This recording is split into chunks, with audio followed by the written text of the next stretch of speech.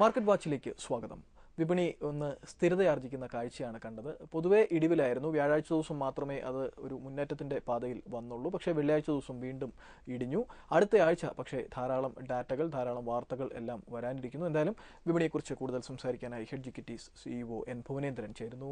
ശ്രീ ഭുവനേന്ദ്രൻ, തീർച്ചയായിട്ടും കഴിഞ്ഞ ആഴ്ച ഒരു ലാക്ക്ലസ്റ്റർ മാർക്കറ്റായിരുന്നു. യാതൊരു തരത്തിലുള്ള ഒരു ആക്ഷൻ വിപണിയിൽ കണ്ടില്ല. ഒരു ദിവസം അല്പം കൂടി, പിന്നെ പിറ്റേ ദിവസം വീണ്ടും പഴയതുപോലെ എന്നുള്ള ഒരു ഇതായിരുന്നു. അത് പിന്നെ ശനി ഞായർ അവധി വന്നു. കഴിഞ്ഞ ആഴ്ചത്തെ ഒരു 5 ദിവസത്തെ അവധി വന്നു. അപ്പോൾ ഇതെല്ലാം ചേർത്തായിരുന്നു കഴിഞ്ഞ ആഴ്ചത്തെ ആ ഒരു ഊർജ്ജമില്ലാത്ത മാർക്കറ്റ് വന്നത്. അത് അടുത്ത ആഴ്ചയോടുകൂടി അതിന് മാറ്റം വരികയാണോ? ഇതിന് മാറ്റം വരാനാണ് സാധ്യത. പ്രധാനമായിട്ടും ഒരു ഗ്ലോബൽ ക്രൈസിസ് വീണ്ടും ഇന്ത്യൻ മാർക്കറ്റിനെ ഹോണ്ട് ചെയ്യുന്നതാണ് നമ്മൾ കണ്ടത്. ഇന്ത്യൻ എക്കണോമിക് സിറ്റുവേഷൻ നമ്മൾ എപ്പോഴും പറയുന്നത് പോലെ വളരെ നല്ല ഷേപ്പിലാണ്. കാരണം അതിന് അനുകൂലമായ കുറേയധികം ഘടകങ്ങളുണ്ട്. ഇപ്പോൾ ക്രൂഡ് ഓയിൽ പ്രൈസൊക്കെ വീണ്ടും എക്കാലത്തെ ഏറ്റവും ലോവർ ലെവലിലേക്ക് വരുന്ന ഇന്ത്യയെ സംബന്ധിച്ച് ലോങ് ടേം പോയിന്റ് ഓഫ് വ്യൂവിൽ വളരെ സേഫാണ് ഇന്ത്യ. പക്ഷേ ഈ ഒരു മാർക്കറ്റിന്റെ ക്രാഷിന് പ്രധാന കാരണം ഫ്ലോയുടെ കുറവാണ്. ലിക്വിഡിറ്റി ഇല്ല മാർക്കറ്റിൽ. FISന്റെ ഫ്ലോ കുറഞ്ഞ് FIS സെല്ലിംഗ് മോഡിലേക്ക് പോയി. അതിൻ്റെ ഒരു പ്രധാന റീസൺ ഗ്ലോബലി വന്നിരിക്കുന്ന ഒരു ക്രൈസിസ് തന്നെയാണ്. US-ന്റെ മോശമായിട്ടുള്ള ഡാറ്റ, ജർമ്മനിയുടെ മോശം എക്കണോമിക് ഡാറ്റ, ഇതൊക്കെ തന്നെ ഗ്ലോബലി ഒരു സെൽ ഓഫ് സംഭവിച്ചു. അതിൻ്റെ ഒരു റിഫ്ലക്ഷനാണ് ഇന്ത്യൻ മാർക്കറ്റിൽ നമ്മൾ കണ്ടത്. അപ്പോൾ ഇന്ത്യയെ സംബന്ധിച്ച് ഇതൊരു ഷോർട്ട് ടൈം ഇമ്പാക്റ്റ് മാത്രമേ ക്രിയേറ്റ് ചെയ്യുള്ളൂ. ഇത് ഇൻവെസ്റ്റേഴ്സിന് ലഭിച്ചിരിക്കുന്ന വലിയൊരു ഓപ്പർച്യൂണിറ്റിയാണ്. അതാണ് എനിക്ക് ആദ്യമായിട്ട് പറയാനുള്ളത്. എല്ലാ സ്റ്റോക്കിലും ഓൾമോസ്റ്റ് 25-30% കറക്ഷൻ പല സ്റ്റോക്കിലും സംഭവിച്ചു. അപ്പോൾ ഇങ്ങനെയുള്ള സ്റ്റോക്കുകൾ ഐഡന്റിഫൈ ചെയ്ത് ആ സ്റ്റോക്കിൽ ഇൻവെസ്റ്റ്മെന്റ് നടത്തുക എന്നുള്ളതാണ് ഒരു ഇൻവെസ്റ്റർ ചെയ്യേണ്ട കാര്യം. കാരണം നമ്മളുടെ മാക്രോ എക്കണോമിക് സിറ്റുവേഷൻ എല്ലാം തന്നെ വളരെ പോസിറ്റീവാണ്. അതുകൊണ്ട് തന്നെ ഇന്ത്യൻ സ്റ്റോക്ക് മാർക്കറ്റിനെ സംബന്ധിച്ച് ഇൻവെസ്റ്റേഴ്സിന് ലഭിക്കുന്ന ഏറ്റവും വലിയൊരു ഓപ്പർച്യൂണിറ്റിയാണ് ഈ ഒരു കറക്ഷൻസ് ഒക്കെ തന്നെ. നെക്സ്റ്റ് വീക്കോടുകൂടി എനിക്കൊന്ന് സിറ്റുവേഷനിൽ ഒരു ചേഞ്ച് സംഭവിക്കും. ചെറിയ രീതിയെങ്കിലും മാർക്കറ്റ് അപ്പർ സൈഡിലേക്ക് മൂവ് ചെയ്യാനാണ് സാധ്യത കൂടുതൽ. അതിൽ പ്രധാനമായിട്ടും ലാസ്റ്റ് എപ്പിസോഡിൽ പറഞ്ഞതുപോലെ മഹാരാഷ്ട്ര ഇലക്ഷൻ തീർച്ചയായിട്ടും ഇന്ത്യൻ സ്റ്റോക്ക് മാർക്കറ്റിനെയും ഇന്ത്യൻ എക്കണോമിയും ചെറിയ രീതിയിലെങ്കിലും എഫക്റ്റ് ചെയ്യാനുള്ളൊരു സാധ്യതയുണ്ട്. ഇപ്പോൾ എല്ലാ കാര്യങ്ങളും ഇന്ത്യയെ സംബന്ധിച്ച് ഇപ്പോൾ നിലവിൽ അനുകൂലമാണ് എന്ന് പറയാം. കാരണം പ്രത്യേകിച്ചും വളരെ ചലനാത്മകമായ, ക്രിയാത്മകമായ കാര്യങ്ങൾ ചെയ്യുന്ന ഒരു സർക്കാർ. ഒന്ന്. രണ്ട്, ക്രൂഡിന്റെ വില, ബ്രന്റ് ക്രൂഡിന്റെ വില $90 ബാരലിൽ $90 താഴെ വന്നിരിക്കുന്നു. അത് നരേന്ദ്രമോദി അധികാരത്തിലേറിയ സമയത്ത് ഏകദേശം $115 ആയിരുന്നു. അദ്ദേഹത്തിന്റെ ഭാഗ്യമോ മറ്റോ ആയിരിക്കാം, വലിയ രീതിയിൽ അത് താഴേക്ക് വന്നു. ഇന്ത്യയുടെ ഭാഗ്യമായിരിക്കാം. അത് അപ്പോൾ നമുക്ക് ഇൻഫ്ലേഷൻ കുറയാനുള്ള സാധ്യതകൾ തെളിയുന്നു. ഈ രണ്ട് കാര്യങ്ങൾക്ക് പുറമെ മൂന്നാമത് വളരെ പ്രധാനപ്പെട്ട ഒരു കാര്യമാണ് ഇപ്പോൾ ദീപാവലി വരുന്നു. എല്ലാ വർഷവും ദീപാവലിയിൽ നമ്മൾ വലിയ പ്രതീക്ഷയോടുകൂടിയാണല്ലോ വിപണി കാണുന്നത്. ആ ദീപാവലി 23-ന് മുഹൂർത്ത വ്യാപാരത്തിന് തൊട്ട് മുൻപ് 19-ാം തീയതിയാണ് മഹാരാഷ്ട്രയിലെ ഫലം പുറത്തു വരുന്നത്. നമ്മൾ നേരത്തെ മാർക്കറ്റ് വാച്ചിൽ പറഞ്ഞതുപോലെ BJP ഒറ്റയ്ക്ക് വ്യക്തമായ ഭൂരിപക്ഷം, ഇപ്പോൾ പല റിപ്പോർട്ടുകളും പല സർവേകളും അവർക്ക് അനുകൂലമായി പറയുന്നുണ്ട്. അങ്ങനെ വന്നാൽ ഒരു ശക്തമായ ഒരു ആന്റി ഇൻകംബൻസി വേവ് ഉണ്ടെന്നാണ് അവിടെ നിന്നുള്ളവർ പറയുന്നത്. അപ്പോൾ നിലവിലുള്ള സർക്കാരിനെതിരെയുള്ള വികാരം. അങ്ങനെ വന്നാൽ BJP ഒറ്റയ്ക്ക് അധികാരത്തിൽ വരുന്നു എന്ന വാർത്ത 19-ാം തീയതിയോടെ വരുന്നു. അതിനൊപ്പം വളരെ പ്രധാനപ്പെട്ട ഒരു കാര്യം, ഇൻഫോസിസിന്റെ റിസൾട്ടും വന്നു. വളരെ മികച്ച റിസൾട്ട്, 1:1 ബോണസ്. ഇതെല്ലാം കൂടി ചേർത്ത് വായിക്കുമ്പോൾ ഈ ഒക്ടോബർ മാസത്തിൽ ഇപ്പോൾ താഴ്ന്നു കിടക്കുന്ന നിഫ്റ്റി എക്കാലത്തെയും ഉയർന്ന നിലവാരമായ 8180-ന് മുകളിൽ പോവില്ലേ? തീർച്ചയായിട്ടും. ഇതിപ്പോൾ ദീപാവലിയുടെ ആദ്യത്തെ വെടിക്കെട്ടെന്ന് എനിക്ക് തോന്നുന്നു ഇൻഫോസിസിന്റെ റിസൾട്ട് തന്നെയാണ്. കാരണം അത് തന്നെയാണ് മാർക്കറ്റിൽ വരാനിരിക്കുന്ന റിസൾട്ടിന്റെ ഒരു റിഫ്ലക്ഷനാണ്. വളരെ ബെറ്റർ ആയിട്ടുള്ള റിസൾട്ട് അനൗൺസ് ചെയ്തു. അപ്പോൾ വീണ്ടും എന്തായാലും രണ്ട് കാര്യങ്ങളാണ് മാർക്കറ്റിനെ ഈ മാസം ഇൻഫ്ലുവൻസ് ചെയ്യാൻ പോകുന്നത്. ഒന്ന്, റിസൾട്ട് സീസണാണ്. നെക്സ്റ്റ് വീക്ക് അഗൈൻ വളരെയധികം റിസൾട്ടുകൾ വരാനിരിക്കുന്നു. ഒന്ന്, ആ റിസൾട്ട് തീർച്ചയായിട്ടും മാർക്കറ്റിനെ ഇൻഫ്ലുവൻസ് ചെയ്യും. രണ്ടാമതായി മഹാരാഷ്ട്ര ഇലക്ഷൻ തന്നെയാണ്. ആ ഇലക്ഷൻ BJPക്ക് അനുകൂലമായ ഒരു വിധി ഉണ്ടായാൽ മാർക്കറ്റ് വീണ്ടും പുതിയ ഉയരങ്ങളിലേക്ക്, ദീപാവലിയോടുകൂടി തന്നെ പുതിയ ഉയരങ്ങളിലേക്ക് പോകാനുള്ള സാധ്യതയാണ്. അത് ചിലപ്പോൾ 8400 വരെ പോകാനുള്ള സാധ്യത നമുക്ക് തള്ളിക്കളയാൻ സാധിക്കില്ല. കാരണം ഈ രണ്ട് കാര്യങ്ങൾ അനുകൂലമായി വരണം. ഒന്ന്, BJPക്ക് അനുകൂലമായിട്ടുള്ള ഒരു വെർഡിക്റ്റ്. രണ്ട്, ഈ മാസം വന്നുകൊണ്ടിരിക്കുന്ന റിസൾട്ടുകൾ പോസിറ്റീവായാൽ ഇക്കണോമി നല്ല ഷേപ്പിലാണെന്ന് മനസ്സിലാക്കാം. അതോടുകൂടി തന്നെ ഇപ്പോൾ നമുക്കറിയാം, കഴിഞ്ഞ ദിവസം സിറ്റി ഗ്രൂപ്പ് ഇൻഫോസിസ് IT സെക്ടറിൻ്റെ റേറ്റിംഗ് കുറച്ചു. അപ്പോൾ അത് ആ സെക്ടറിൽ വലിയൊരു നെഗറ്റീവ് ഇമ്പാക്റ്റ് ക്രിയേറ്റ് ചെയ്തു. അതേ സമയത്താണ് വളരെ ബെറ്റർ ആയിട്ടുള്ള ഒരു റിസൾട്ട് ഇൻഫോസിസ് അനൗൺസ് ചെയ്യുന്നത്. എനിക്കൊന്ന് വീണ്ടും റീറേറ്റിംഗ് വരാനുള്ള സാധ്യതയുണ്ട്. അപ്പോൾ അതുപോലെ വളരെ ബെറ്റർ ആയിട്ടുള്ള ഒരു റിസൾട്ട് വരികയാണെങ്കിൽ റേറ്റിംഗ് ഏജൻസികൾ വീണ്ടും ഇന്ത്യയുടെ റേറ്റിംഗ് കൂട്ടുന്ന ഒരു സാഹചര്യം വന്നാൽ ഇന്ത്യൻ സ്റ്റോക്ക് മാർക്കറ്റിൽ കൂടുതലായിട്ടുള്ള ഫോറിൻ ഫണ്ട് വരാനുള്ള ഒരു സാഹചര്യം ഉണ്ടാകും. അത് പുതിയ ഉയരങ്ങളിലേക്ക് ഇന്ത്യൻ സ്റ്റോക്ക് മാർക്കറ്റിനെ കൊണ്ടുപോകും. അത് തന്നെയാണ് ഇന്ത്യയുടെ ഗ്രോത്ത് സ്റ്റോറി എന്ന് പറയുന്നത്. അതിന് പ്രധാനമായിട്ടുള്ള 2 റീസൺ സനൽ നേരത്തെ പറഞ്ഞതുപോലെ, ഒന്ന് ക്രൂഡ് ഓയിൽ പ്രൈസും, 2 വളരെ എഫിഷ്യൻ്റ് ആയിട്ടുള്ള ഒരു മിനിസ്ട്രി. അപ്പോൾ ഇത് രണ്ടും തീർച്ചയായിട്ടും ഇന്ത്യയെ ഇൻഫ്ലുവൻസ് ചെയ്യും, ഇന്ത്യൻ സ്റ്റോക്ക് മാർക്കറ്റിനെ തീർച്ചയായിട്ടും ഇൻഫ്ലുവൻസ് ചെയ്യും. അതായിരിക്കും അടുത്ത ട്രിഗർ, അടുത്ത മാർക്കറ്റിനെ പുതിയ ഹൈ ബ്രേക്ക് ചെയ്ത് പോകുന്ന ട്രിഗർ എന്ന് പറയുന്നത് ഇത് തന്നെയായിരിക്കാം ഈ മാസം. മറ്റൊരു കാര്യം, ഈ സമീപ ദിവസങ്ങളിൽ ഇ കൊമേഴ്സ് മേഖലയിലുണ്ടായ വലിയ ചലനങ്ങൾ നമുക്കറിയാം. ഫ്ലിപ്കാർട്ട് ഒരു ബിഗ് സെയിൽ നടത്തി, ആദായ വിൽപ്പന നടത്തി, അവരുടെ സൈറ്റ് വരെ ക്രാഷ് ആയി, പലതരത്തിലുള്ള പ്രശ്നങ്ങൾ. ആമസോൺ ഒപ്പം പിടിക്കാൻ നോക്കുന്നു. ഇത്തരം കമ്പനികളിലേക്ക് ഇൻവെസ്റ്റ് ചെയ്യാൻ, ഇന്ത്യയുടെ സാധ്യതകൾ മനസ്സിലാക്കി ഇത്തരം കമ്പനികളിൽ ഇൻവെസ്റ്റ് ചെയ്യാൻ ധാരാളം പേർ ആഗോളതലത്തിൽ, ഇപ്പോൾ ചൈനയുടെ അലിബാബ വരെ ഒരുപക്ഷെ ഇവിടെ വരുമെന്ന് പറയുന്നു. ഇതുമായി ബന്ധപ്പെട്ട സ്റ്റോക്കുകൾ, കഴിഞ്ഞ ദിവസം ഒരു ആർട്ടിക്കിൾ വായിച്ചപ്പോൾ അതിന്റെ പാക്കേജ് ബിസിനസ്, അതുപോലെ തന്നെ നമ്മുടെ കിഷോർ ബിയാനിയുടെ പന്തലൂൺ റീറ്റെയിലുകാരുടെ ഫ്യൂച്ചർ പേരിലുള്ള നാമധേയത്തിലുള്ള കമ്പനികൾ, ഇവയ്ക്കൊക്കെ ഗുണമുണ്ടാകും. ഇതിനെക്കുറിച്ച് എങ്ങനെ, ഓഹരി വിപണിയിൽ ഇതെങ്ങനെയായിരിക്കും? തീർച്ചയായിട്ടും വളരെ പ്രസക്തമായിട്ടുള്ളൊരു ചോദ്യമാണ്. കാരണം ഓൺലൈൻ ഇൻഡസ്ട്രി വളരെയധികം ഗ്രോ ചെയ്തുകൊണ്ടിരിക്കുകയാണ്. അത് നമുക്ക് ഫ്ലിപ്കാർട്ടിൽ ഒരു ദിവസം 600 കോടി സിസ്റ്റം ഹാങ് ആകുന്നു. ആ ഒരു സിറ്റുവേഷനിലേക്ക് വരുന്നത് പാക്കേജ് കമ്പനികളെ സംബന്ധിച്ചൊക്കെ ലോങ് ടൈം വ്യൂവിൽ ഒരു വളരെയധികം സ്കോപ്പുള്ളൊരു സെക്ടറാണ്. SL പ്രോപാക്ക്, അതുപോലെ ബാമർ ലോറി പോലെയുള്ള സ്റ്റോക്കുകളിൽ നമുക്ക് ഇൻവെസ്റ്റ്മെൻറ്റ് അഡ്വൈസബിൾ ആണ്. അതുപോലെ തന്നെയാണ് ഇപ്പോൾ റീസെൻ്റായിട്ട് ലിസ്റ്റ് സ്നോമാൻ പോലെയുള്ള കോൾഡ് ചെയിൻ സെഗ്മെൻറ്റിൽ അവർ മാത്രമാണുള്ളത്. അപ്പോൾ ഇങ്ങനെയുള്ള കമ്പനികളിലേക്ക് ഇൻവെസ്റ്റേഴ്സിൻ്റെ ഫോക്കസ് പോകുന്നത് തീർച്ചയായിട്ടും നന്നായിരിക്കും. കാരണം ഈ കമ്പനിയെ സംബന്ധിച്ച് ഫ്യൂച്ചർ സേഫാണ്. ഗവൺമെൻറ് ചില കൺട്രോൾ കൊണ്ടുവരുന്നു എന്നുള്ള ന്യൂസ് ഉണ്ട്. കാരണം ആ ഒരു കഴിഞ്ഞ ദിവസത്തെ ആ വലിയൊരു സെയിൽ തന്നെയായിരുന്നു ഗവൺമെൻറ്റിൻ്റെ അറ്റൻഷനിലേക്ക് ഇത് കൊണ്ടുവന്നത്. റീറ്റെയിലേഴ്സ് ചെറിയ കംപ്ലയിൻറ്റ് ചെയ്തു. അപ്പോൾ സെൻട്രൽ മിനിസ്ട്രി അതിന് അഗൈൻസ്റ്റ് ആയിട്ട് എന്തോ ചെറിയ മൂവ് എന്നുള്ളൊരു ന്യൂസൊക്കെ നിലനിൽക്കുന്നു. പക്ഷേ എന്നിരുന്നാലും ലോങ് ടൈം വ്യൂവിൽ ഈ കമ്പനികളൊക്കെ തന്നെ എനിക്ക് തോന്നുന്നു സേഫർ ഇൻവെസ്റ്റ്മെന്റ് തന്നെയായിരിക്കും. ഈ കമ്പനികളൊക്കെ തന്നെ വളരെ സേഫർ ലെവലിൽ. ചുരുക്കത്തിൽ ഇ കൊമേഴ്സ് മേഖലയുമായി ബന്ധപ്പെട്ട് ഓക്സിലറി ആയിട്ട് നിൽക്കുന്ന കുറെ കാര്യങ്ങൾ, പ്രത്യേകിച്ചും ലോജിസ്റ്റിക്സ്, പാക്കേജിംഗ്, ഒപ്പം കോൾഡ് ചെയിൻ ഡയറക്റ്റ് ആയിട്ട് വരുന്നില്ലെങ്കിൽ പോലും ഇതിന്റെ അനുബന്ധ വ്യവസായങ്ങളായിട്ട്, അതായത് ഡിസ്ട്രിബ്യൂഷൻ മേഖല, അതിന് വളരെയധികം സ്കോപ്പുള്ളൊരു, പ്രത്യേകിച്ച് ഇന്ത്യ വലിയൊരു കൺസ്യൂമർ ഗ്രൂപ്പ്, ഇത്രയും പോപ്പുലേഷൻ എന്ന് പറയുന്നത് ഡിമാൻഡ് വളരെയധികം ഉണ്ട്. അപ്പോൾ ഇതൊക്കെ എത്തിക്കുക എന്നുള്ളതും ഓൺലൈനിലേക്ക് കൂടുതൽ ഫോക്കസ് പോകുമ്പോൾ ഇതുമായി ബന്ധപ്പെട്ട കമ്പനികളെ സംബന്ധിച്ച് തീർച്ചയായിട്ടും ഇത് പോസിറ്റീവാണ്. അപ്പോൾ ഇന്ത്യ, ചൈന ഒക്കെ തന്നെ, ഇപ്പം നമുക്കറിയാം ആലിബാബയൊക്കെ എന്തുകൊണ്ടാണ് ചൈനയിൽ അത്രയും സ്കോപ്പ്, ആ ഹ്യൂജ് പോപ്പുലേഷൻ തന്നെയാണ്. അപ്പോൾ ഇന്ത്യയെ സംബന്ധിച്ച് കുറച്ചുകൂടെ എനിക്ക് തോന്നുന്നു ഓപ്പർച്യൂണിറ്റി കൂടുതലാണെന്നാണ് തോന്നുന്നത്. അപ്പോൾ ഈ കമ്പനികളൊക്കെ, ബാമർ ലോറിയൊക്കെ തന്നെ ഫണ്ടമെന്റലി തന്നെ വളരെ സൗണ്ട്. ഇതിനു മുമ്പ് നമ്മൾ ഏറ്റവും ലോവർ വാല്യൂവിൽ തന്നെ ഈ സ്റ്റോക്ക് ഇതിനു മുമ്പ് റെക്കമെൻഡ് ചെയ്തു. മുമ്പ് ജനസംഖ്യ കൂടുന്നത് വലിയ അപകടകരമായിട്ടായിരുന്നു. ഇപ്പോഴും അത് ഉണ്ടെങ്കിലും 2050 ഇന്ത്യ ചൈനയെ മറികടക്കുമെന്നാണ്. ഇന്ത്യയുടെ ഡെമോഗ്രാഫിക് ഡിവിഡന്റ് അത് വലിയ രീതിയിൽ നേട്ടമാവുകയാണ്. പ്രത്യേകിച്ച് ഇത്തരം വിതരണ മേഖലയിലേക്ക് ശക്തമായ രീതിയിലുള്ള അത്തരം കമ്പനികൾക്കും വലിയ രീതിയിൽ നേട്ടമുണ്ടാകും. നമുക്ക് തിരികെ വരാം ഇടവേളയ്ക്ക് ശേഷം.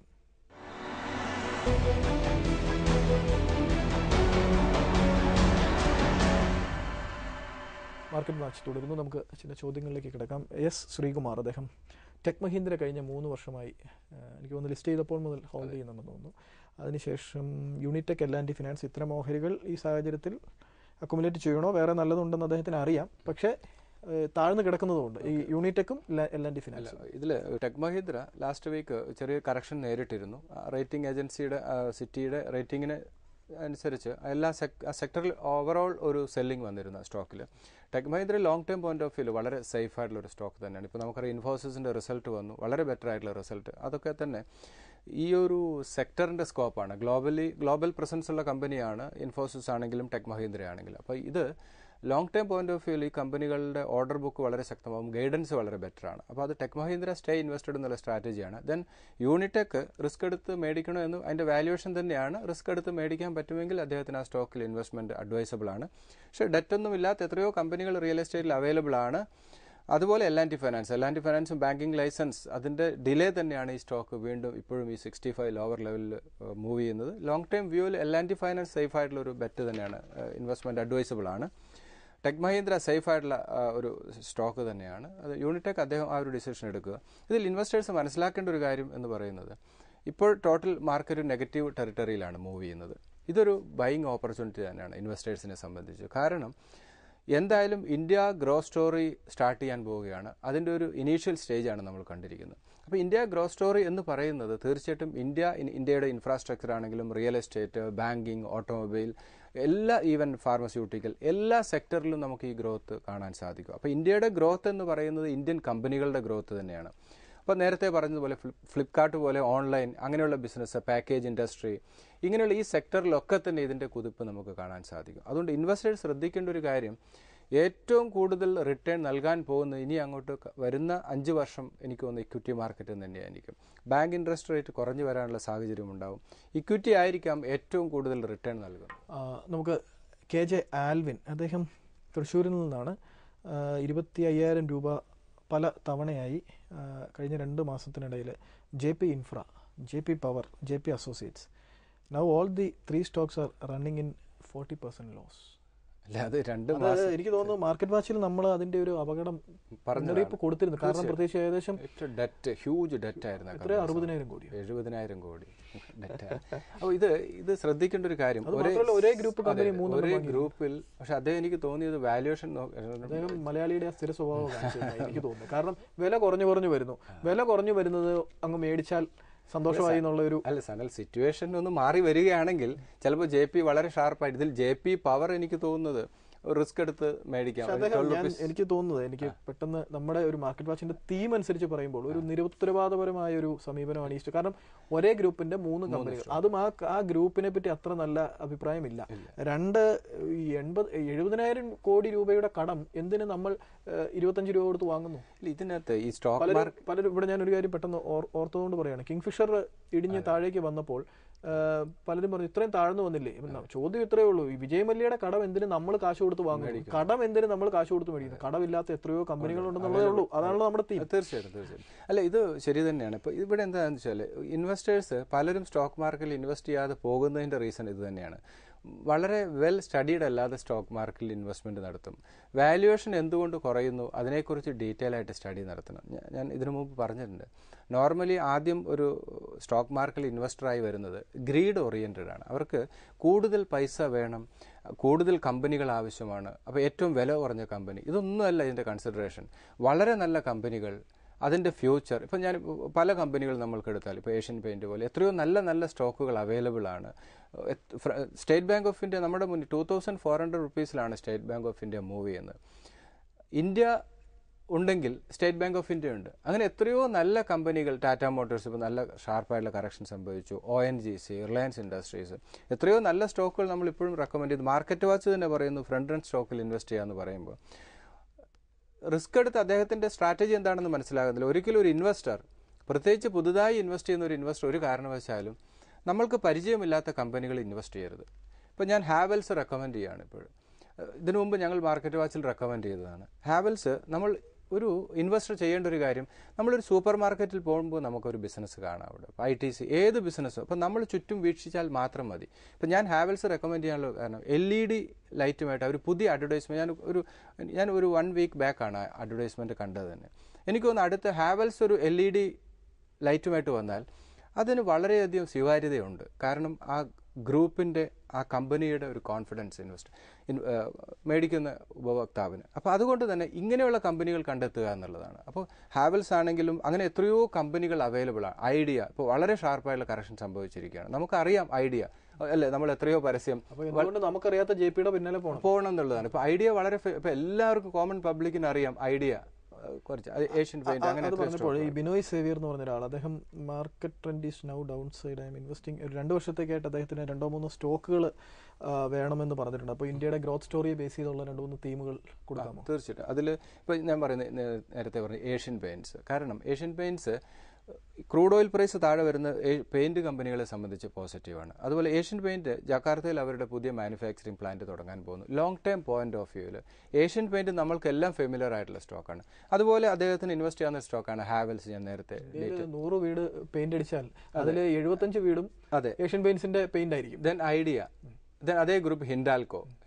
ഇത് ഞാൻ ഈ പറയുന്ന സ്റ്റോക്ക് ശ്രദ്ധിച്ച്, ഹിൻഡാൽകോ ഓരോ നമ്മൾ മലയാളം ചാനലിലൊക്കെ എത്രയോ പരസ്യം കാണുന്നത്. ഐഡിയ വളരെ ഫെമിലിയർ ആണ്, ഹാവൽസ് ഫെമിലിയർ ആണ്, ഏഷ്യൻ പെയിന്റ്. ഞാൻ ഈ സ്റ്റോക്കിന്റെ സെലക്ഷൻ അങ്ങനെ തന്നെയാണ്. എന്താണെന്ന് ആളുകൾക്ക് പെട്ടെന്ന് സംശയം വരും. അപ്പോൾ അത് അവരുടെ റൂഫ് അതെ, എവറസ്റ്റ് ഏറ്റവും വലിയ അലുമിനിയം മാനുഫാക്ചറിംഗ് കമ്പനിയാണ് ലോകത്തിലെ തന്നെ. ദെൻ ഫെമിലിയർ അല്ലാത്തൊരു സ്റ്റോക്ക് ഞാൻ പറയാം, ഭാരത് ഫോർജ്. കാരണം അത് ഫെമിലിയർ അല്ലെന്ന് പറയുകയോ വയ്യ. ഏത് വാഹനം ഓടണമെങ്കിലും ഇവന്റെ ഫോർജിങ് ഇല്ലാതെ പറ്റില്ല. അല്ല, പക്ഷേ സനൽ ഒരു കോമൺ പബ്ലിക്കിന് ഞാൻ നേരത്തെ പറഞ്ഞ ഏഷ്യൻ പെയിന്റോ ഹാവൽസോ അതുപോലെ തന്നെ ഐഡിയ, ഹിൻഡാൽകോ പോലെ ഫെമിലിയർ അല്ല. അപ്പൊ ഈ 5 സ്റ്റോക്ക് ഇദ്ദേഹത്തിന് മാത്രമല്ല, ഞാൻ കേരളത്തിലെ പുതുതായി വരാൻ ആഗ്രഹിക്കുന്ന എല്ലാ നിക്ഷേപകർക്കും ഈ കമ്പനിയുടെ പാർട്ടായി മാറാൻ വേണ്ടി പറയുകയാണ്. വളരെ നല്ല വാല്യുവേഷനിൽ ഈ സ്റ്റോക്ക് അവൈലബിൾ ആണ്. ഇന്ന് 150 ബിലോ ഹിൻഡാൽകോ അവൈലബിൾ ആണ്. അതുപോലെ തന്നെ ഐഡിയ 150 ബിലോ, 185 പോയിന്റിന് ശേഷം വന്നിട്ട് വളരെ സ്റ്റീപ്പായിട്ടുള്ള കറക്ഷൻ നേരിട്ടു. ദെൻ ഹാവൽസ് വളരെ ഡീസൻ്റ് ആയിട്ടുള്ള കറക്ഷൻ. ഹാവൽസിൻ്റെ ഒക്കെ ഒരു ഗ്രോത്ത് സ്റ്റോറി സ്റ്റാർട്ട് ചെയ്യാൻ പോകുന്നേ ഉള്ളൂ. ദെൻ ഏഷ്യൻ പെയിന്റ്സ്, ഈ 5 ഭാരത് ഫോർജ്, ഈ 5 stock retail investors long time point of view ഇതിൻ്റെ ഒരു പാർട്ടായിട്ട് മാറുക. കാരണം തീർച്ചയായിട്ടും ഇത് വളരെ നല്ല return, India growth story start ചെയ്യാൻ പോവുകയാണ്. നമ്മൾ അതിൻ്റെ ഒരു പാർട്ടായി മാറുക. അതുകൊണ്ട് ഈ 5 സ്റ്റോക്ക് ഇദ്ദേഹത്തിനും ഇൻവെസ്റ്റ്മെൻറ്റിന് അഡ്വൈസബിൾ ആണ്. റീറ്റെയിൽ ഇൻവെസ്റ്റേഴ്സിനൊക്കെ തന്നെ ഒരു പോർട്ട്ഫോളിയോ ബിൽഡ് ചെയ്യാൻ പറ്റിയ ഒരു ഡൗൺ സൈഡ് റിസ്ക് ഇല്ലാത്ത ഫണ്ടമെന്റലി സൗണ്ടായ ക്യാഷ് റിച്ച് ആയിട്ടുള്ള കമ്പനികളാണ് ഈ സ്റ്റോക്കിൽ ഇൻവെസ്റ്റ് ചെയ്യുക. ഒറ്റ ചോദ്യം, കണ്ണുടച്ച് നിക്ഷേപിക്കാമോ? തീർച്ചയായിട്ടും. നമുക്ക് തിരികെ വരാം ഇടവേളയ്ക്ക് ശേഷം.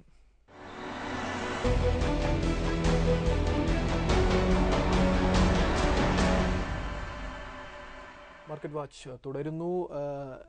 ഭുവനേന്ദ്രൻ, ഞാൻ നേരത്തെ ആദ്യം ചോദിച്ചതിൻ്റെ ബാക്കിയായിട്ട് ചോദിക്കുകയാണ്. അതായത് ദീപാവലിയോടനുബന്ധിച്ച് ഇപ്പോൾ മഹാരാഷ്ട്ര, ഇതെല്ലാം വളരെ പോസിറ്റീവാണ് നമ്മൾ പറയുന്ന കാര്യങ്ങളെല്ലാം. പക്ഷേ അങ്ങനെ പോസിറ്റിവിറ്റി എപ്പോഴും ഉണ്ടാവണമെന്ന് നിർബന്ധമൊന്നുമില്ല. മഹാരാഷ്ട്രയിൽ എന്തെങ്കിലും പ്രതീക്ഷിച്ചതുപോലെ ഫലം വരാതിരിക്കുക, ഒരു ഫ്രാക്ചേർഡ് മാൻഡേറ്റ് അങ്ങനെ വന്നാൽ ഒരു പക്ഷേ ഈ ദീപാവലി 2 വശവുമാണ് ഞാൻ ചോദിക്കുന്നത്. എല്ലാം അനുകൂലമായി വരുന്നു, വളരെ പോസിറ്റീവായ വാർത്തകൾ ഗ്ലോബൽ റിക്കവറിയുടെ ഭാഗമായിട്ട് വരുന്നു. ഇതെല്ലാം വന്നു കഴിഞ്ഞാൽ നിഫ്റ്റി ഈ മാസം എത്ര വരെ പോകാം? എല്ലാം അനുകൂലമായി വന്നാൽ. ഇനി അതല്ല, മഹാരാഷ്ട്രയിൽ നമ്മൾ വിചാരിക്കുന്ന ഒരു റിസൾട്ട് വരുന്നില്ല എങ്കിൽ ഇത്തവണത്തെ ദീപാവലി സ്പോയിൽഡ് ആവും. അങ്ങനെയെങ്കിൽ എത്ര വരെ താഴെ പോകാം? ഇവിടെ നമ്മൾ 2 months ബാക്ക് ഞാൻ മാർക്കറ്റ് വാച്ച് തന്നെ പറയുന്ന ഒരു റേഞ്ചാണ്. ഡൗൺ സൈഡ് 7,500 550 എന്ന് പറയുന്നത്, അപ്പർ സൈഡ് 8,200 പറഞ്ഞു, നമ്മളത് പറഞ്ഞു. അത് വന്നതിന് ശേഷം ഇപ്പോൾ കറക്ഷൻ വരുന്നത്. അപ്പോൾ 2 എപ്പിസോഡ് മുമ്പ് 7,800 850 എന്ന് പറഞ്ഞത് അത് ഇൻവെസ്റ്റ്മെൻറ്റ് ഓപ്പർച്യൂണിറ്റിയാണ്. നമുക്കറിയാം ഈ ലാസ്റ്റ് വീക്ക് പോലും ആ ഒരു ലെവൽ വന്നതിന് ശേഷമാണ് ഷാർപ്പായുള്ള റിക്കവറി സംഭവിക്കുന്നത്. അപ്പോൾ മാർക്കറ്റിൻ്റെ ഇമ്മീഡിയറ്റ് സപ്പോർട്ട് എന്ന് പറയുന്ന ലെവലിലാണ് ഇപ്പോൾ ക്ലോസിംഗ് വന്നിരിക്കുന്നത്. 7,800 തന്നെയാണ് ഇമ്മീഡിയറ്റ് ക്ലോസിംഗ്. സ്റ്റോക്ക് അക്യുമുലേറ്റ് ചെയ്യുക. എല്ലാം മോശമാവുകയാണെങ്കിൽ 7,500 550 മാർക്കറ്റ് പോകും. പക്ഷേ അത് മാർക്കറ്റ് പോയാലും ഇൻവെസ്റ്റേഴ്സ് പേടിക്കേണ്ട കാര്യമില്ല. കാരണം 2 റീസൺ. ഒന്ന് central ministry, 2 crude oil price. ഷാർപ്പായിട്ടുള്ള റിക്കവറി സംഭവിക്കും. ഇതൊക്കെ ഷോർട്ട് ടൈം ഇമ്പാക്റ്റ് മാത്രമേ ക്രിയേറ്റ് ചെയ്യുള്ളൂ. കാരണം മഹാരാഷ്ട്ര ഇലക്ഷനിൽ BJP താഴെ പോയെന്നോർത്ത് സെൻട്രൽ മിനിസ്ട്രി പോകാൻ പോകുന്നില്ല, ഒന്നും പക്ഷേ അത് സംഭവിച്ചാൽ ഈ മാർക്കറ്റിന്റെ മൂവിന് ഇമ്മീഡിയറ്റ് ഒരു ഇമ്പാക്റ്റ്, മൊമെന്റത്തിലൊരു മാറ്റം വരും. അങ്ങനെ വരികയാണെങ്കിൽ 8,200 മാർക്ക് ബ്രേക്ക് ചെയ്ത് 8,400 പോകാം. ഒരു അപ്പർ സൈഡ് എന്ന് പറയുന്നത് എല്ലാം അനുകൂലമായി വന്നാൽ അപ്പർ സൈഡ് എന്ന് പറയുന്നത് 8,400 പോകാം. എല്ലാം മോശമായാൽ 7,550 500 എന്ന് പറയുന്ന ലെവലിലേക്ക് പോകാം. 2 കാര്യങ്ങളാണ്. ഒന്ന് 7,800 7,550 എന്ന് പറയുന്നത് എല്ലാ സ്റ്റോക്കുകളിലും വളരെ ഡിസ്കൗണ്ട് വാല്യൂ എന്ന് പറയുന്നില്ല. എന്നുവെച്ചാൽ നല്ല സ്റ്റോക്കിൽ distress selling of sound stock എന്ന് പറയുന്ന ഒരു സിറ്റുവേഷൻ അതിലേക്ക് വരും. കാരണം ഞാൻ ഇപ്പോഴിത് പറയുന്നതിൻ്റെ റീസൺ എന്ന് പറയുന്നത് ഞാൻ നേരത്തെ പറഞ്ഞു, വളരെ എഫിഷ്യൻ്റ് ആയിട്ടുള്ള ഒരു ഗവൺമെൻറ് ഉണ്ട്. അതുകൊണ്ട് സ്റ്റേ ഇൻവെസ്റ്റഡ് എന്നുള്ള സ്ട്രാറ്റജിയാണ്. ഇനി 8,400 മാർക്കറ്റ് മൂവ് ചെയ്താൽ ഞാൻ പറയുന്നു, എനിക്ക് തോന്നുന്നത് അറ്റ്ലീസ്റ്റ് 50% പോർട്ട്ഫോളിയോ ഡ്രിം ചെയ്യുക. ദെൻ വീണ്ടും ദീപാവലിക്ക് ശേഷം നവംബർ ഡിസംബറോടുകൂടി ഒരു കറക്ഷൻ മാർക്കറ്റിൽ സംഭവിക്കും. അങ്ങനെ മാർക്കറ്റിന് മൂവ് ചെയ്യാൻ സാധിക്കും. സെക്കൻഡ് ലെഗ് എന്ന് പറയുന്നത് അത് ബ്രേക്ക് ചെയ്തിട്ടേ പോകുള്ളൂ. അപ്പോൾ ഇൻവെസ്റ്റേഴ്സ് ശ്രദ്ധിക്കേണ്ട ഒരു കാര്യം, 8,400 ലെവലിൽ വരുമ്പോൾ പോർട്ട്ഫോളിയോ ഡ്രിം ചെയ്യാനും 7,800 7,550 600 എന്ന് പറയുന്ന ലെവൽ പോർട്ട്ഫോളിയോ ബിൽഡ് ചെയ്യാനും വേണ്ടി ഉപയോഗിക്കുക എന്നുള്ളതാണ്. അതായിരിക്കും നിക്ഷേപകർക്ക് ഇതൊന്നും ബാധകമല്ല, ഒന്നും പേടിക്കേണ്ട കാര്യമില്ല. മറ്റൊന്ന്, അതായത് ഇപ്പോൾ പറഞ്ഞതിൻ്റെ അർത്ഥം ഒരു സംക്ഷിപ്തമായി പറഞ്ഞു കഴിഞ്ഞാൽ, ഒരു കടലിൽ തിരമാല തീരത്തേക്ക് വന്ന് ഇത് ചെയ്യുന്ന പോലെയാണ് ഓരോ റേഞ്ചും ബ്രേക്ക് ചെയ്യുന്നത്. ആദ്യം ഒരു ഘട്ടം വരെ വരും, ഒന്ന് പിൻവാങ്ങും, പിന്നെ അതിന്റെ മുകളിലേക്ക് ശക്തമായി തിരികെ വരുന്നു. ആ ഒരു രീതിയിലായിരിക്കും പോകുന്നത്. അങ്ങനെയാണെങ്കിൽ ഇത്തവണ 8,400 450 വന്നാൽ വീണ്ടും അവിടെ നിന്ന് ദീപാവലിക്ക് ശേഷം വീണ്ടും കറക്ഷൻ. ഇതിന് സനൽ ഒരു റീസൺ, നമ്മൾ ഗ്ലോബൽ സിറ്റുവേഷൻ മോശമായതുകൊണ്ടാണ് ഇന്ന് ഇന്ത്യയിൽ കറക്ഷൻ സംഭവിച്ചിരിക്കുന്നത്. വെള്ളിയാഴ്ച. അപ്പോൾ ബാക്കി ഇന്ത്യൻ ഇക്കണോമിക് സിറ്റുവേഷനൊക്കെ ബെറ്റർ. അതുകൊണ്ടാണ് ഞാൻ ഇന്ത്യയിൽ ഇൻവെസ്റ്റ് ചെയ്യുക എന്ന് പറയുന്നത്. അപ്പോൾ നമ്മൾ ഇന്ത്യയിലാണല്ലോ. അപ്പോൾ FIs എന്തുകൊണ്ടാണ് ഇന്ത്യയിലേക്ക് വരുന്നത്? അപ്പോൾ നമ്മളത് കാണുന്നില്ല. അപ്പോൾ ഇന്ത്യൻ സിറ്റുവേഷൻ അനുകൂലമാണ്. ആ ബുൾ റൈഡിൻ്റെ ഇനീഷ്യൽ സ്റ്റേജാണ്. അതുകൊണ്ട് തന്നെ സ്റ്റേ ഇൻവെസ്റ്റഡ് എന്നുള്ള സ്ട്രാറ്റജി. ഡീപ്പ് ഡിസ്കൗണ്ടിൽ പല സ്റ്റോക്കും ഇപ്പോഴും അവൈലബിൾ ആണ്. ആ ഓപ്പർച്യൂണിറ്റി ഇതിനു മുമ്പൊക്കെ പലർക്കും ആ റൈഡ് മിസ്സായി. അപ്പോൾ അവർക്ക് വീണ്ടും എൻട്രി ചെയ്യാനുള്ള ഒരു ഓപ്പർച്യൂണിറ്റി മുന്നിലേക്ക് വരികയാണ്. നന്ദി ഭുവനേന്ദ്രൻ. തീർച്ചയായിട്ടും മാർക്കറ്റിനെ സംബന്ധിച്ച് ഒരു വലിയ ആക്ഷനിലേക്ക് പോകുന്ന ആഴ്ചകളാണ് വരാനിരിക്കുന്നത്. പ്രത്യേകിച്ചും മഹാരാഷ്ട്ര തിരഞ്ഞെടുപ്പ്, ദീപാവലി, 2 ഇവൻറ്റുകളും എപ്പോഴും വലിയ സംഭവങ്ങളായിട്ട് മാറാനുള്ള സാധ്യതയുണ്ട്. എല്ലാം അനുകൂലമായി വന്നാൽ ഭുവനേന്ദ്രൻ സൂചിപ്പിച്ചതുപോലെ 8400 മുകളിലേക്ക് തന്നെ ഒരുപക്ഷെ പഴയ ഹൈയായ 8180 ബ്രേക്ക് ചെയ്ത് മുന്നേറി 8400 വരെ പോയേക്കാനുള്ള സാധ്യതയാണ് അദ്ദേഹം പറയുന്നത്. എന്തുതന്നെയായാലും ഈ മാർക്കറ്റ് വാച്ചിൻ്റെ തീം എന്ന് പറയുന്നത് കണ്ണുമടച്ച് നിക്ഷേപിക്കാൻ എന്ന തരത്തിൽ അദ്ദേഹം നിർദ്ദേശിച്ച 4-5 ഓഹരികളുണ്ട്. പ്രത്യേകിച്ചും അത് KBS ആനന്ദ് അദ്ദേഹം ലീഡ് ചെയ്യുന്ന ഏഷ്യൻ പെയിൻറ്റ്സ്, ഇന്ത്യയിൽ വലിയ രീതിയിൽ അഫോർഡബിൾ ഹൗസിംഗ് ഒക്കെ വരികയാണ് 2020 അത് പ്രധാനമന്ത്രിയുടെ ഒരു സ്വപ്ന പദ്ധതിയാണ്. അതെല്ലാം വരുമ്പോൾ സ്വാഭാവികമായിട്ടും ഇപ്പോഴത്തെ മാർക്കറ്റ് ലീഡറായ ഏഷ്യൻ പെയിൻറ്റ്സിന് വലിയ സാധ്യതകളുണ്ട്. രണ്ടാമത്തേത് 2 കുമാർമംഗലം ബിർളയുടെ കമ്പനികൾ, ഹിൻഡാൽകോ, ഐഡിയ, ഒന്ന് ടെലികോം മേഖലയിൽ, ഒന്ന് ലോകത്തിലെ തന്നെ ഏറ്റവും വലിയ അലുമിനിയം കമ്പനി ഹിൻഡാൽകോ. അപ്പോൾ ഐഡിയയും ഈ പറയുന്ന ഹിൻഡാൽകോയും. 4ാമത്തെ കമ്പനി ഓട്ടോ മേഖലയിലുള്ള വാഹന മേഖലയിലെ ഫോർജിങ്, ലോകത്തിലെ തന്നെ ഏറ്റവും വലിയ കമ്പനി, അത് ഒരു ഇന്ത്യൻ കമ്പനിയാണ്, പൂനെ ബേസ്ഡ് ആയിട്ടുള്ള ബാബ ആൻഡ് കല്യാണിയുടെ ഭാരത് ഫോർജ്. ഇങ്ങനെ മറ്റൊന്ന് ഹാവൽസും ഒരു ഹോം സൊല്യൂഷൻസ് കമ്പനിയാണ്. പ്രത്യേകിച്ചും LED ലൈറ്റുകളുടെ ഒരു തരംഗം തന്നെ ഇന്ത്യ ഒട്ടാകെ വരികയാണ്. കാരണം ഇന്ധന ലാഭം, പ്രത്യേകിച്ചും ഊർജ്ജത്തിൻ്റെ ലാഭം, അത് പരിഗണിക്കുമ്പോൾ ഇന്ത്യ മൊത്തം LED ലൈറ്റുകൾ, വലിയ രീതിയിലുള്ള LED ലൈറ്റുകളുമായി അവരുടെ വെയർഹൗസുകൾ നിറയുകയാണ്. പ്രത്യേകിച്ചും ദീപാവലി സമയം നമുക്കറിയാം വലിയ രീതിയിലുള്ള വിൽപ്പനയും ഹാവൽസ് പ്രതീക്ഷിക്കുന്നുണ്ട്. കൈമത്രായിയുടെ വളരെ പാരമ്പര്യമുള്ള കമ്പനിയാണ്. അപ്പോൾ ഈ 5 കമ്പനികളിൽ കണ്ണുമടച്ച് നിക്ഷേപിക്കാമെന്നാണ് ഭുവനേന്ദ്രൻ പറയുന്നത്. അടുത്ത ആഴ്ച കാണാം. നന്ദി, നമസ്കാരം.